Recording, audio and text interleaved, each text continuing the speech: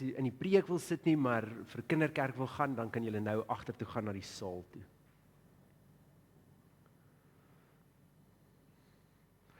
Ek moet sê, dis nogal lekker om saam met lofsang by julle te wees. Dit maak 'n groot verskil.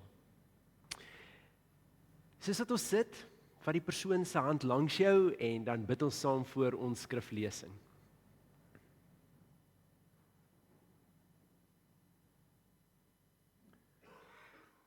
Ons almagtige God en Hemelvader, ons is in U hande. Ons onderwerp onsself aan U wil, ons stel onsself oop vir dit wat U graag wil doen. So wanneer U vanoggend hierdie woorde vir ons gee, wanneer ons hierdie teksgedeeltes lees, dan is ons versoek, Here, kom verander in ons dit wat moet verander. Kom vernuwe in ons dit wat moet vernuwe. Kom breek oop dit wat moet oopgebreek moet word, kom breek af dit wat afgebreek moet word en kom bou in ons lewe dit wat gebou moet word. Ons is hier, Here, ons luister, spreek. Ons wil ontvang dit wat U. Ek wil net gou voordat ek wegval, net seker maak my mikrofoon los.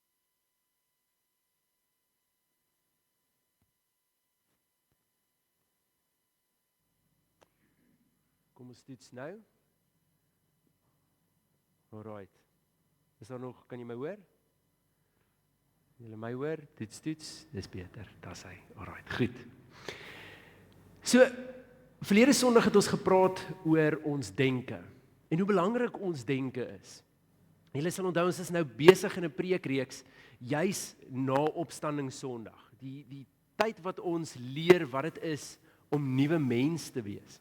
En so in hierdie tyd is een van die goed wat belangrik is ons denke, hoe ons denke vernuwe word en hoekom dit juis ook belangrik is. En verlede Sondag het ons gepraat oor die invloed wat ons denke het. Ons het gesê eerstens dat ons denke paaie vorm, soos 'n bospaadjie wat jy stap. En hoe meer jy daai pad stap, hoe makliker word daai pad om te volg. So as ek meeste van die tyd negatief dink oor omstandighede in my lewe, dan op die ou end word die maklikste roete om oor enigiets te dink in 'n negatiewe sin. As ek baie krities is oor mense om my, dan beteken dit raak so amper die maklikste pad om te volg. Daai breinpad word gevorm en die eerste gedagte wat ek het van enigiets wat iemand doen, gaan dan altyd aan 'n kritiese vlak wees. Dieselfde gebeur ook aan die teenoorgestelde kant. As ek kies om positief oor die lewe te dink of juist te kyk na geleenthede in plaas van uitdagings, dan word dit die ding wat ek die maklikste raak sien. Dit word die breinpad, die gedagtes wat ek die maklikste het. So ons het eerstens vir mekaar gesê, ons vorm breinpaaie. Daai breinpaaie kan herstel word, dit kan nuut gemaak word, maar dit vat 'n bietjie moeite om 'n paadjie wat uitgetrap is te ignoreer en eerder 'n ander pad te vat. Dit het ons ook vir mekaar gesê, maar ons denke word ons realiteit. Ons kan nie anders as om na die lewe te kyk deur die manier hoe ek dink nie. En weer eens staan ons voor die voorbeeld van 'n kritiese of negatiewe denkrigting. As ek krities is oor die mense om my, dan is dit hoe ek die lewe sien. As ek negatief is oor die lewe om my, dan word die uitdagings die ding wat ek die vinnigste raak sien. En die teenoorgestelde kant is ook, wanneer ek kies om juist die geleenthede raak te sien, word dit die lens waardeur ek kyk. So, wanneer ons praat oor om ons denke te vernuwe, het ons eintlik gesê, ons gedagtes het 'n groot impak op my geloofslewe. Want dit is bietjie moeilik om die lewe te sien in 'n hoopvolle sin, as ek kies om altyd die foute om my raak te sien. Dis bietjie moeilik om God se hoop te sien in die wêreld, om te vertrou dat God alles kan doen, as ek altyd net vaskyk in die tekortkominge, en as dit my denke en my eerste breinpad is. En ons het vir mekaar gesê, ons denke bepaal ons geloof. Dis hoe belangrik ons gedagtes is. En dis hoekom die Bybel soveel praat oor ons gedagtes. Ons gedagtes wat vernuwe moet word. Ons denke wat ons moet laat lei deur die Gees. Vanoggend se teksgedeelte is dalk 'n klein bietjie vreemd, maar ek moet jou agtergrond gee oor hierdie teksgedeelte. Wanneer ons praat oor ons gedagtes, spesifiek, dan het dit in 'n oomblik, het dit 'n groot verskil, 'n reuse verskil, as te ware. Ekskuus, ek dink ons twee nog steeds.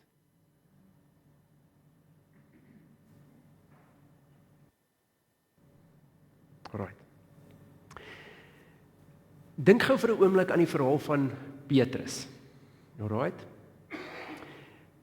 Daar's 'n verhaal van Petrus in Matteus 16. So aan die einde van Matteus 16, jy kan hom begin volg van vers 13 af tot by 23. Nou in hierdie teksgedeelte vra Jesus vir die disippels, wie sê die mense is ek? En almal van hulle het verskillende teorieë, 'n profeet, die een wat Johannes die Doper opvolg. En dan vra Jesus vir hulle, en wie sê julle is ek? En dan wanneer hy vra wie sê julle is ek, dan sê Petrus vir hom, U is die seun van die lewende God. En Jesus se reaksie aan hom is, Petrus, hierdie het jy nie uit jou eie uitgefigure nie. Hierdie moes wees as gevolg van die Vader wat dit aan jou bekend gemaak het. En dan gaan Jesus verder en sê, Petrus, op jou sal ek my kerk bou, want hierdie is aan jou geopenbaar. En Jesus gaan selfs so ver as om te sê, wat jy toesluit op aarde sal toegesluit wees in die hemel, en wat jy oopsluit op die aarde sal oopgesluit wees in die hemel. Dis 'n groot plek wat vir Petrus gegee word, want die Vader het hierdie aan hom bekend gemaak. En net 'n paar verse daarna, dan vertel Jesus vir hulle hoe hy in Jerusalem moet ingaan, hoe hy gaan moet ly, hoe hy gaan sterf. En dan vertel die teks, Petrus trek hom een kant, hy berisp hom, en sê vir hom, hierdie gaan nooit gebeur nie. Ek sal seker maak, Here, dat hierdie nie gebeur nie. En dan, soveel soos wat Jesus se woorde aan hom 'n ruk vroeër was, op jou gaan ek my kerk bou, is Jesus se woorde nou aan hom, kom weg agter my, Satan. Want jy dink die dinge van die mens en nie van God nie. Dis een spasie waarin ons sien prakties hoe ons denke nodig het om te hernuwe. En natuurlik beteken dit nie God het opgehou om 'n pad te stap met Petrus nie. Dit het nog steeds aangegaan. Maar ons denke is so belangrik dat in 'n oomblik kan dit maak dat ons na God se stem luister, en net in die volgende oomblik kan dit maak dat ons God se wil totaal en al mis. Soos 'n Petrus. Nou die teksgedeelte wat ons gaan lees is dalk iets so bietjie in hierdie lyn. Ons teksgedeelte kom uit 2 Korintiërs 10 van vers 3 tot 6. Ek wil vra as julle my dalk net so rapsie sagter kan sit. Ek's besig om te skree in my eie oor. Dankie. Nou, hierdie teksgedeelte moet ek vir jou so 'n bietjie agtergrond gee, want die stad van Korinte was 'n unieke plek. Op hierdie stadium in geskiedenis is die stad van Korinte nogal die kern van filosofie en redenaars dalk, soos wat ons dit ken. En so wat gebeur het in hierdie stad is, as jy 'n idee gehad het, dan het jy op die plein gestaan en jy het dit oorgedra en jy het geredeneer daarmee. Maar jou oordrag was net so belangrik.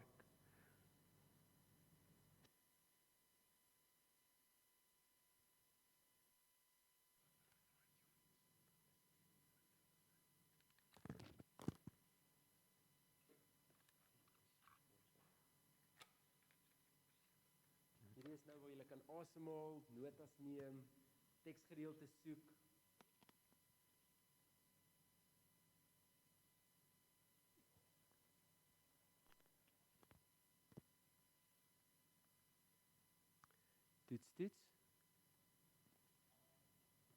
Toets. Is dit beter? Kan julle my hoor? OK, kom ons kyk of ons dit nou kan regkry. So, in Korinte vir hierdie tyd, is dit 'n baie unieke tyd in geskiedenis. Dis die plek waar filosofie besig is om te ontplof. Maar om 'n idee oor te dra, kan jy nie net 'n goeie idee op papier hê nie.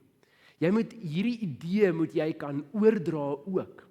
So mense het op die stadsplein gestaan en geredeneer oor hierdie nuwe filosofie, hoe ons die lewe verstaan, wat ons rol is, wie God is, wie ons is, noem die tema. Dit was beredeneer. En nou weet ons uit geskiedenis, Paulus het juis op hierdie platform gestaan, en hy het in elk geval die agtergrond en die geleerdheid gehad om dit te kon doen, en op hierdie manier het hy die evangelie verkondig en juis ook gepraat oor God. Maar die gemeente in Korinthe moes hy 'n paar keer aan briewe skryf met die gedagte om hulle bietjie tereg te wys. Want wat nou moeilik was in Korinthe is, jy hoor een filosofie, en dan wanneer jy na 'n volgende ou se filosofie gaan luister, en dit lyk vir jou asof hierdie ou goed kan redeneer, dan koop jy dalk maklik in sy teorie. En hoor nou mooi, en dis dalk die ding wat vir ons bietjie anders is as vandag, of dalk nog dieselfde, is dit gaan nie net oor wat jy sê nie, dit gaan oor hoe jy dit sê, wat die oordrag daarvan is. Dalk is dieselfde lyn wat ons vandag vind is met sosiale media. Twee mense kan oor dieselfde tema praat, maar die ou wat op die ou en die meeste volgers op sosiale media kry, is die ou wat dit op 'n kreatiewe manier doen, of op 'n manier doen wat anders is as al die res. En dis baie dieselfde geval in Korinthe vir die tyd. Gevolglik kry Paulus hier die nuus wat na hom toe kom, dat party van die ouens het begin kies tussen predikers. Hulle kies predikers wat op 'n sekere manier preek, en dan hardloop hulle eerder agter hulle evangelie aan, as om vas te hou aan die kern van Christus. Party van die ander ouens het bietjie verward geraak oor die filosofie en begin wonder, was Christus nou regtig daar, of was dit net eintlik 'n geestelike skyning? As die Bybel praat oor die opstanding van die dooies, is dit dalk net geestelik en nie fisies nie. En so die redenasies hier rondom met 'n paar ouens verstrengel. En die grootste kritiek teen Paulus vir hierdie tyd was dat hy hierdie pragtige woorde op papier kan sit vir die gemeente. Maar wanneer hy in persoon by hulle is, dan klink hy sag en hy klink lankmoedig, en hy het nie die oordrag wat van die ander ouens het nie. En so Paulus moet in hierdie brief spesifiek, in die tweede brief aan die Korintiërs, is hy besig om hierdie ding bietjie reg te maak. Maar dan praat hy ook oor hulle redenasie, oor hoe hulle dink oor die waarheid van God. En in dit gee hy vir ons 'n sleutel oor wat nodig is om ons denke te vernuwe. So, kom ons begin by ons teksgedeelte. 2 Korintiërs 10 van vers 3 tot 6. Ek lees uit die 2020 vertaling en die woorde is ook op die bord, maar as jy 'n ander vertaling voor jou het, volg nog steeds saam. Want, sê dit, al tree ons in menslike swakheid op, voer ons die stryd nie in menslike swakheid nie. Die wapens van ons stryd is immers nie menslik nie, maar danksy God, kragtig, om sterk vestings af te breek, redenasies te vernietig, en ook elke skans wat opgerig word teen die kennis van God. Ook neem ons elke gedagte gevangene tot gehoorsaamheid aan Christus, en staan gereed om elke ongehoorsaamheid te straf, tot wanneer julle volledig gehoorsaam sal wees. Ons lees net tot sover. Hierdie kort stukkie is Paulus eintlik besig om vir hulle te sê, julle sê dat ek bedrewe is in my briewe, maar nie regtig goed oorkom wanneer ek in persoon by julle is nie. Maar ons dink anders oor hierdie filosofie. Ons volg nie die manier van die wêreld dat daar iemand indrukwekkend moet wees wat hierdie goed kan oordra nie. Want wanneer ons praat oor die evangelie, dan gebruik ons eintlik die wapens wat God vir ons gegee het. Ons gebruik nie ons eie redenasies en ons eie vermoëns en ons eie krag en mag om dit laat te gebeur nie, want ons geveg lyk nie so nie, ons geveg is geestelik. So Paulus vertel ons gebruik die wapens wat God vir ons gegee het.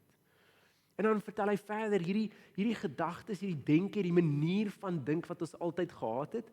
Elke gedagte vang hy, neem hy in gevangene en bring hy in gehoorsaamheid aan Christus.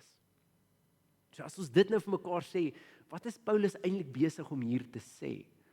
Want julle moet nou onthou dat die teksgedeelte wat ons gelees het tydens die wil van God, kom uit Romeine 12 vers 2. En dit het iets gesê van dat ons denke moet laat vernuwe. So dalk die eerste beginsel waarmee ons kan begin vanoggend is die feit dat ons nie ons eie denke vernuwe nie. Die Gees doen dit. Dis die Gees wat ons denke anders maak. As ek en jy die enigstes is wat ons denke vernuwe, dan beteken dit eintlik ons is net besig om net optimisties te dink.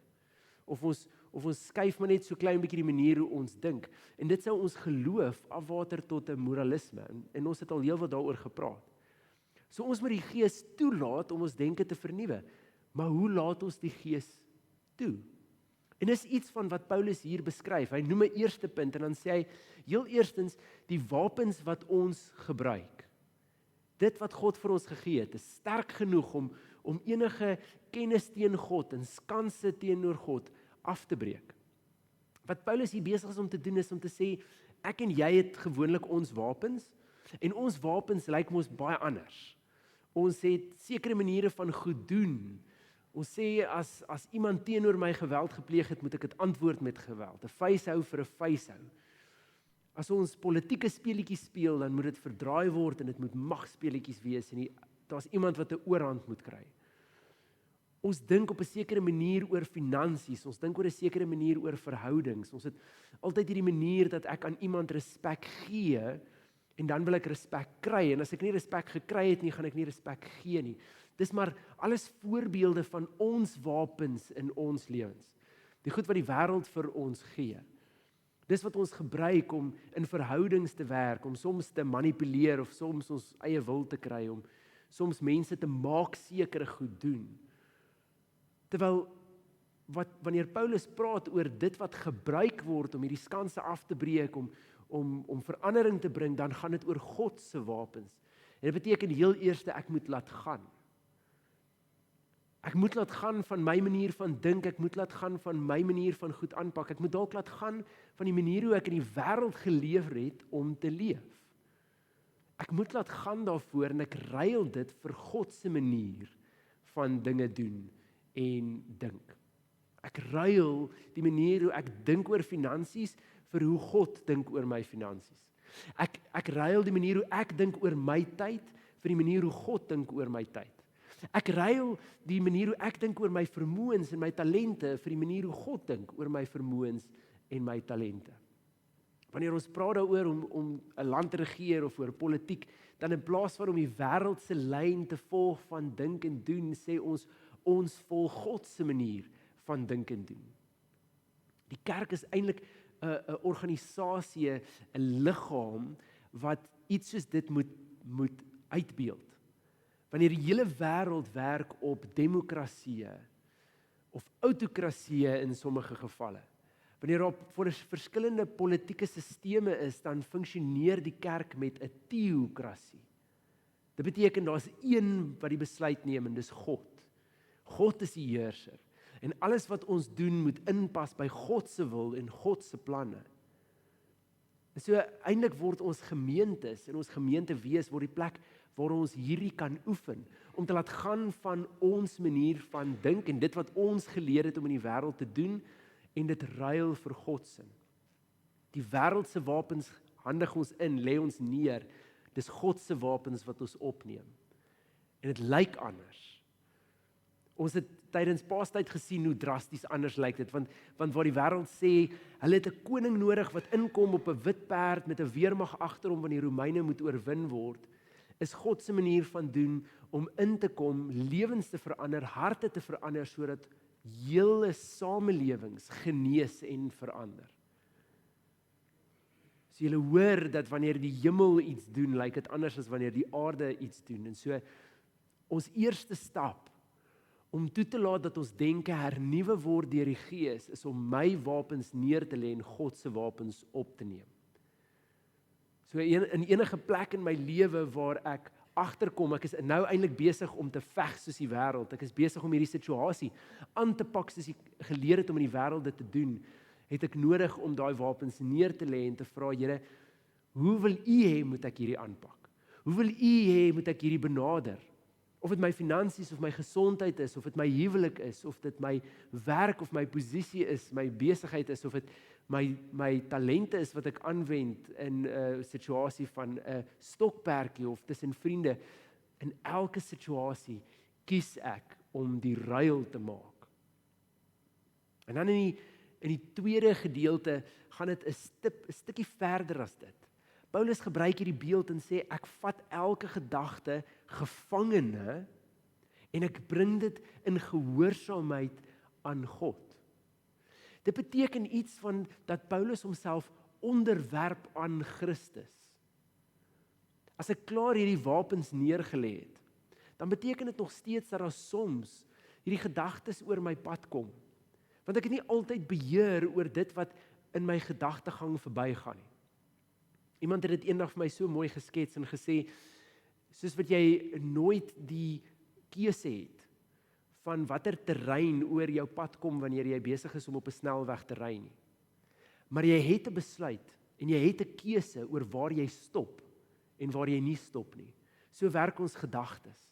Ek kan nie altyd beheer dit wat oor my gedagtes kom in 'n oomblik nie, maar ek kan kies waar ek kamp opslaan. Ek kan kies waar ek stop en stilhou. Ek kan kies waaroor ek maal. En sien, in hierdie oomblik is Paulus besig om te sê, wanneer ek agterkom, ek vang myself in 'n situasie waar ek besig is om iets gevange te neem. Ek het nou 'n gedagte wat nie net verbygekom het nie, daai gedagte is besig om so 'n bietjie te sit. Dan vat ek hierdie gedagte en ek maak seker dat dit gehoorsaam is aan God se wil. Ek maak seker dat hierdie inpas by God se manier van dink. Hierdie word 'n inoefeningsproses. Ten minste in my lewe en ek wil jou uitnooi om dieselfde te doen in joune. Wanneer jy 'n gedagte het vir al daai gedagtes wat so bietjie maal, begin dit meet aan die manier hoe God dink. En as dit nie pas nie, vra jouself dalk vir 'n oomblik, wat het ek nodig om hierdie gedagte te verander sodat dit aan God gehoorsaam is? Wat het ek nodig om hierdie gedagte te maak dat dit tot eer is van God? Waar moet ek verander aan hierdie gedagte? Waar moet ek anders dalk kyk na die situasie? Partykeer, vir alles dit 'n omstandigheid of 'n situasie is, 'n ding waarin ek myself bevind, dan help dit soms om 'n tree of twee terug te gee. En te sê, in plaas dat ek nou gaan reageer op hierdie ding wat ek dink, of hierdie uitkoms wat ek dink die beste is, kom ek staan vir 'n oomblik terug. Dis die plek waar ek dalk kan asemhaal. Dis die plek waar ek dalk na God toe in gebed kan kom en sê, Here, hier is 'n omstandigheid voor my en ek's op die punt om die volgende te doen. Pas dit in by u wil? Is dit wat u wil hê vir my lewe? Pas dit in by u woord? Is dit hoe u hierdie sou benader? Hoor julle dat nadat ek my wapens vir God sin geruil het, dan vat dit 'n tree verder van my om te sê ek onderwerp my aan wie God is. So skielik verloor ek my reg om kwaad te wees oor my eie ego wat geskend is. Skielik verloor ek my reg om iemand anders te probeer terugkry of wraak te neem.